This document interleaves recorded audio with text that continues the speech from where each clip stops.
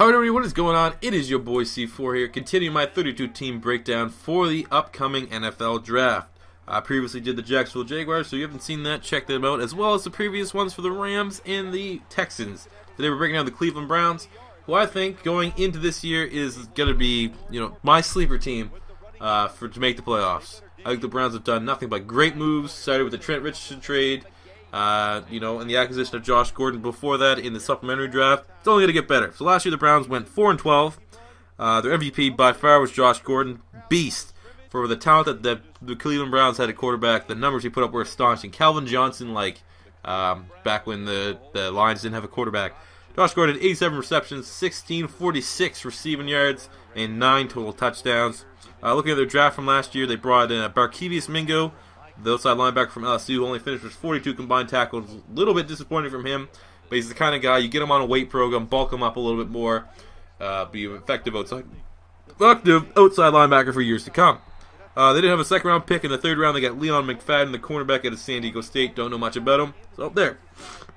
Now, in free agency, I think ultimately they lost some, but the guys they picked up in free agency definitely made it sting a little bit less. They cut DeQuell Jackson before the season started. That guy was the staple of their defense. I think he's still a good player. I don't really know why exactly led to him getting cut. Maybe probably cap room issues. They also didn't get TJ Ward, which I was surprised they didn't offer him the franchise tag. And Brandon Weeden. They cut ties Brandon Weeden, who's now in, did he go to Dallas? It's kind of funny. So he leaves ideally two other, I'd probably say actually Joe Hayden's their best defensive player. But if you're making a top 5 defensive players, TJ Ward and DeQuell Jackson would fit on that probably 2-3 mode there. So, through free agency, they brought in Carlos Dansby, who had an outstanding season with the Arizona Cardinals last year. My opinion, when I get to their pick, he was my MVP. But I think he's like 32, so he's nearing the end of his career. Definitely not a long-term option. Same goes with Dante Whitner, still a very viable safety, but again, getting up there in age.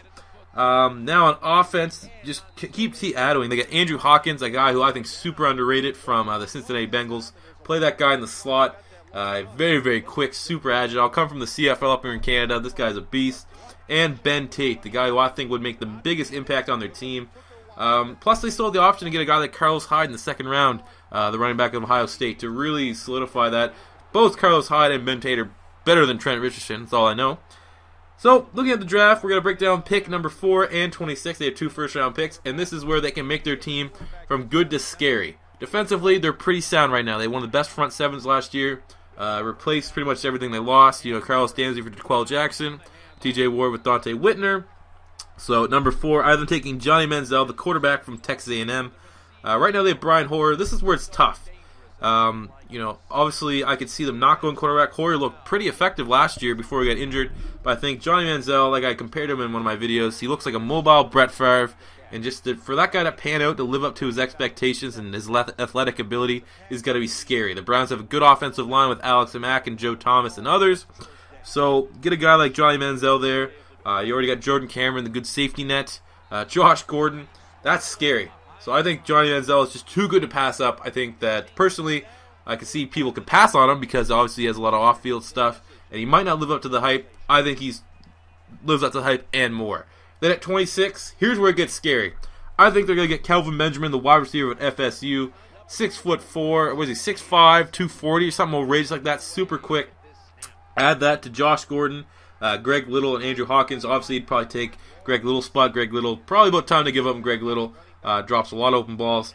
Just having Johnny Manziel, Ben Tate, Josh Gordon, and Kelvin Benjamin, that is a terrifying offense. Throwing Jordan Cameron, one of the better merging tight ends in the league. That is a scary offense to match a very, very good, consistent defense. That's why Browns is my dark horse. So if you think that at number 4, the Cleveland Browns should take Johnny Manziel, shouldn't, let me know in the comment section below. You think at 26, Kelvin Benjamin's still on the board, which I think he will be. That's a smart pick for them. I do. So, because basically it's inverse. A lot of other mock drafts have it inverse. They have at number 4 them taking Sammy Watkins, and at number 26 taking a quarterback like Derek Carr if available. I have it switched. You get Manziel and Benjamin. That is a scary team. Anyways, let me know what you think of this mock draft in the comment section below. As always, make sure you subscribe to Beast Mode TV for more NFL team breakdowns. Till next time, it is your boy C4 saying peace out.